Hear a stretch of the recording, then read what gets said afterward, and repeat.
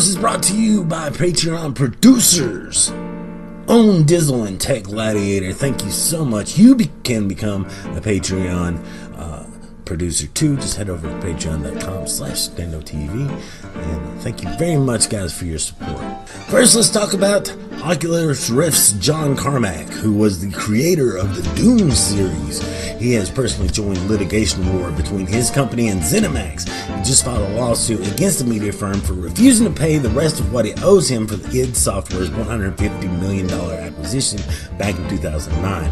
Carmack, who co-founded id Software in 1991, is best known for developing the Wolfenstein, Doom, and Quake video game franchises. The CTO says Zenimax still hasn't paid the last $22.5 million of the price they agreed upon. It also sounds like the company has no intention of paying up.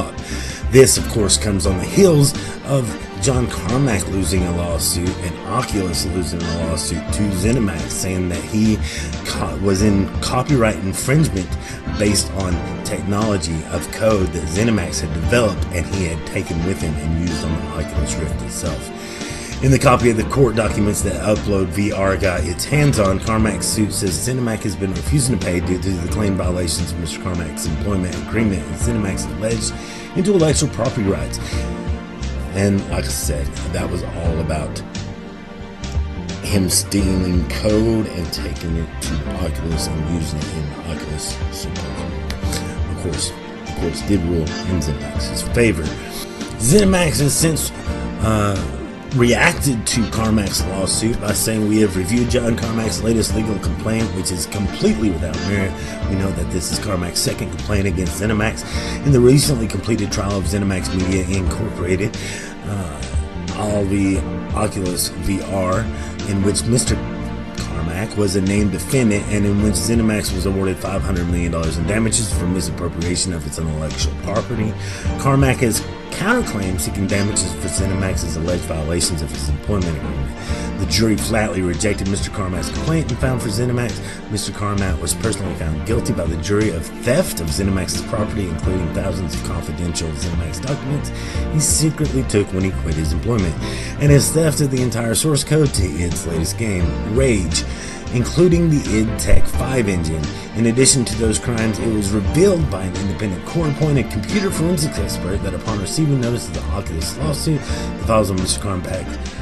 Carmack's Oculus computer were intentionally wiped, destroying the evidence, and that a sworn affidavit Carmack filed with the court denying the wiping was false. The wiping occurred right after Mr. Carmack researched on Google how to wipe a hard drive, and there was much more. Apparently lacking in remorse and disregarding the evidence of his many faithless acts and violations of law, Mr. Carmack has decided to try again. We look forward to presenting our response to Mr. Carmack's latest allegations in court. Wow, Zenimax didn't pull any punches there, and Carmack says, "Hey, just pay me what you owe me, or at least, let me have some of that stock." You see this all the time happen. This is just one of those bad breakups, right? And Carmack blames Zenimax for not paying him money, and Zenimax blames Carmack for stealing their stuff, and he's like, "Well, I created this stuff," and it's just going to be a big back and forth for a very long time, and hopefully this time they can finish what they got to do out in court so that we can have an Oculus Rift, maybe, and so we can have some great new Zenimax games coming out pretty soon. That would make everybody happy, right? Just quit arguing and bitching at each other, but it's going to continue. It is what it is. If you're one of the two people still playing No Man's Sky, good news, the 1.22 update has been announced and is here for the PS4 PC players. Patch 1.22 also includes some changes and fixes based on player feedback, which looks to expand on current vehicle capabilities currently available in the game. This is called the Pathfinder expansion and will upgrade the Pathfinder. The Pathfinder update provided new vehicles to use and to explore. PS4 Pro support visual improvements and base sharing. Players were only able to craft the new Exocraft Geobase on their home planet. This, however, has now changed for the good. The new No Man's Sky Exocraft Geobase can now be crafted on any planet. This means vehicles can be summoned anywhere. Most of the major changes included in No Man's Sky 1.22 update is to fix problems associated with the new vehicles. However, there are a few other things that have been fixed and improved. Well guys, I gave up on No Man's Sky pretty quickly. It was just boring, and it doesn't sound like they added that much to make it more interesting. What is No Man's Sky still lacking? Missions, story, something to talk about. It's just kind of there. In a good space sims though, let's talk about Elite Dangerous heading to PlayStation 4.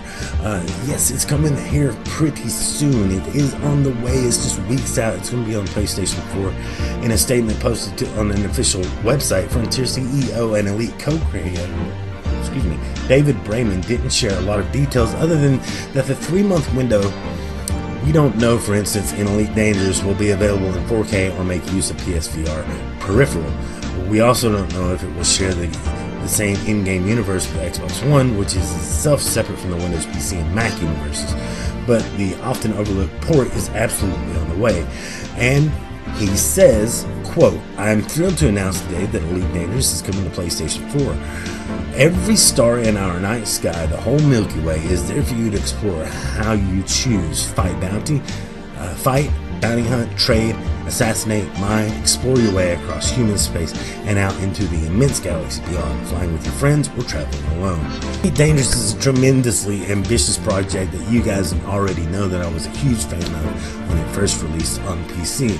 Originally available only through crowdfunding backers as a premium priced alpha, the game entered beta with a fairly small galaxy to explore. Since then, it's expanded to include 400 billion unique star systems, either handmade based on scientific data or created using their proprietary Stellar Forge, a kind of rock tumbler for stars and other celestial bodies.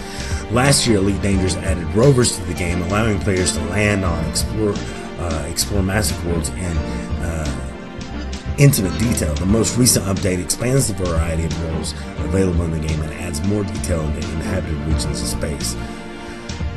Like I said, I'm a huge fan of Elite Dangerous, and I'm glad to see it finally getting a better reach with more players. I think the PlayStation 4 and the PlayStation 4 Pro will be a fantastic platform for Elite Dangerous. I hope that they take full capability of the PS4 Pro, because that game is just amazing. Visuals alone. I mean, I played it on PC. That's where like I said, I played it when it first in its initial run, its initial release, and I had nothing but good things to say about it. You can check out my review here on the YouTube channel. Finally, Colin Moriarty mentioned yesterday that he has left Kind of Funny. Matter of fact, he posted on his Facebook, "It's with a heavy heart and great sadness that I announce my resignation from Kind of Funny, effective immediately. This morning, the guys and I had a constructive conversation and feel that with our separate visions for the future and for the direction of the company, it's time to go our separate ways. I want to be clear that this was my decision. Just as we collaborated as friends, so too do we part. I hope you continue to support them. I simply want to reconnect with what's most important to me: politics, history, philosophy, reading books, talking about things that I feel are most impactful and essential for a person like me. I want to thank everyone for their support of me and us over these years. When I started writing about games professionally in 2002 as a freshman in college, never ever did I think I would reach the heights that I did. I owe a great deal to the audience that generously sustained me, supported me, and followed me, and I also owe a lot to those who gave me opportunities to begin with. I'll always remember and be grateful for this entire experience. Opportunities are already popping up for me, bringing me in a new, different, and exciting direction, a direction that I feel makes perfect sense for me. Obviously, you haven't seen or heard the last of me, far from it. I hope that when I return with what's next, you will support me there, just as you supported me over these many years. Your friend, Colin." This comes on the heels of a huge Twitter fiasco. If you didn't know what happened, Colin Moriarty tweeted out #ADayWithoutWomen, some peace and quiet, as a joke. And apparently a lot of the very liberal audience members within the Kind of Funny audience, well, they didn't take kindly to that. They thought it was sexist and misogynist. And all in all, Colin was just joking. or so he says, which I found it was a funny tweet myself. That's just me personally. I thought it was hilarious. I got it. Ha ha ha. Like, my wife never shuts up. You know what I mean? Like, that's just women gab, you know? It might sound sexist and misogynist, but I don't think that was his intent, and it kind of blew up. But, you know, him and Kinda Funny have been on a diverging path for a while now. This includes him going on the Rubin Report a couple of weeks ago. Matter of fact, yesterday morning he was on Glenn Beck's radio show. So they've been going in different paths for a while now, and Greg Miller and the rest of the team addressed that in yesterday's episode of the morning show on Kinda Funny. I like Kinda Funny. I became a fan of Greg Miller while he was doing Up at Noon, and then followed him on to PlayStation Beyond, and him and Colin have worked together in these projects for so long. It's very sad to see this partnership that has lasted over a decade finally come to, I don't want to say an end, but an impasse. I will say that.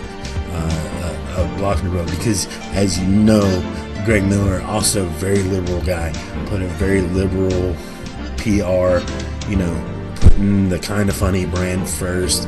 And in a way, I don't think he meant to throw Colin under the bus, but as a PR move, that's kind of what it did. And I completely understand. You know, Greg was thinking about the brand Kinda Funny first, and it sucks for Colin.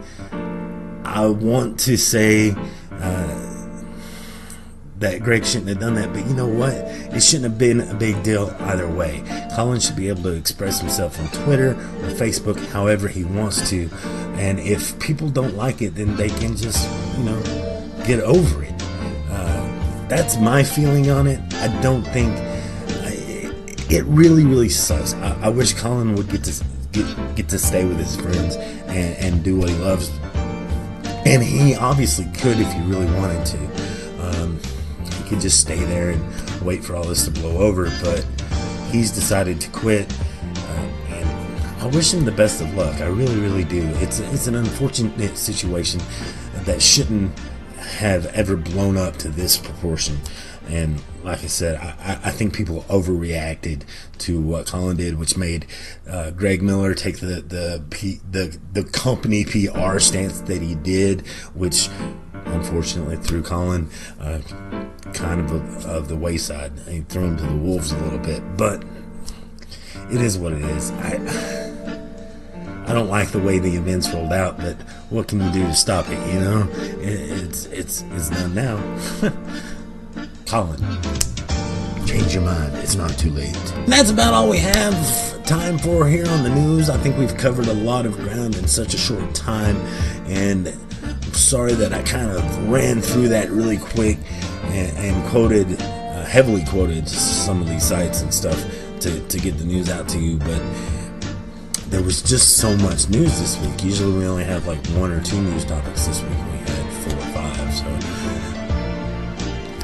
anyway, guys, let's get to the topic of the show.